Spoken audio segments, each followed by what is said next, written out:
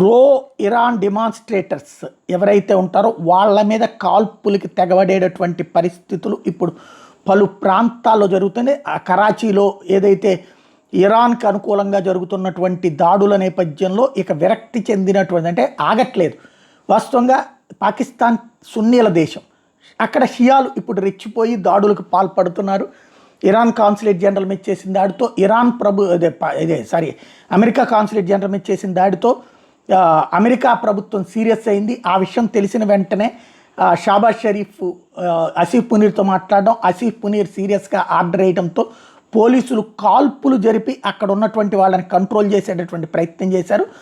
ఓవరాల్గా కరాచీలో అయితే రెచ్చిపోయి నడి రోడ్డు మీద విధ్వంసం సృష్టించినటువంటి సంఘటనలు, అలాగే వాళ్ళ రాయబార కార్యాలయాన్ని ధ్వంసం చేసినటువంటి సంఘటనలు అన్నటువంటిది ఒక రకంగా చెప్పాలంటే వణుకు పుట్టిస్తున్నాయి పాకిస్తాన్కి కూడా.